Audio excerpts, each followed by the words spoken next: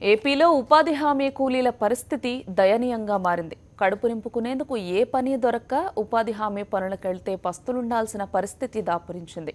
ఉపాధి మాత్రం ఉంది కానీ వేతనం మాత్రం లేదు. నెలన్నరగా రాష్ట్ర ప్రభుత్వం చెల్లింపులు నిలిపివేయడంతో కూలీలు అన్నమో రామచంద్ర అంటూ అలమటిస్తున్నారు.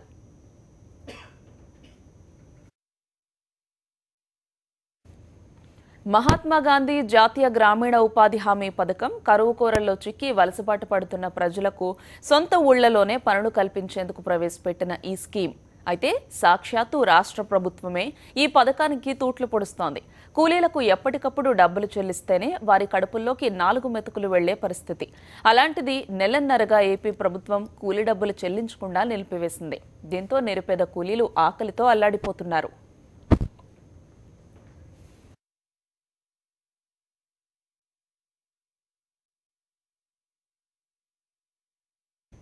కూలీలకు చెల్లించడానికి డబ్బులు లేవంటున్న ప్రభుత్వం ఇదే పథకం కింద మెటీరియల్ పనులు చేసే కాంట్రాక్టర్లకు మాత్రం బకాయిల చెల్లింపుకు 877.55 కోట్లు విడుదల చేయడం గమనార్హం. రాష్ట్రంలో ఉపాధి హామీ పథకం కింద పనులు చేసిన వారికి ఫిబ్రవరి 2వ తేదీ నుంచి చెల్లింపులు నిలిచిపోయాయి. ఈ నెలన్నర రోజులకు గాను కూలీలకు 310 కోట్లు చెల్లించాల్సి ఉందని అధికారులు చెబుతున్నారు. ఈ పథకం అమలుకు కేంద్ర ప్రభుత్వం ఇస్తున్న నిధులను రాష్ట్ర సర్కార్ ఇతర అవసరాలకు మళ్లిస్తోంది. ఉపాధి హామీ పథకంలోనే మెటీరియల్ పనులు చేసే కాంట్రాక్టర్లకు డబ్బులు చెల్లిస్తూ కూలీలకు మాత్రం మొండి చేయి చూపుతోంది.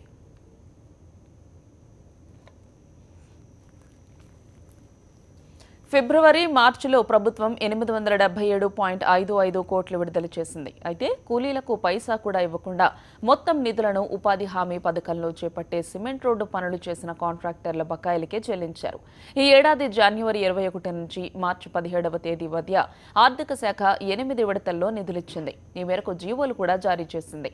ఫిబ్రవరి 2వ తేదీ తరువాత ఆ నెలలో పనిచేసిన 13,99,331 మంది కూలీలకు 160.56 కోట్లు, మార్చిలో 17వ తేదీ నాటికి 14,96,161 మందికి 150.2 కోట్ల మేర వేతన బకాయిలు చెల్లించాల్సి ఉంది.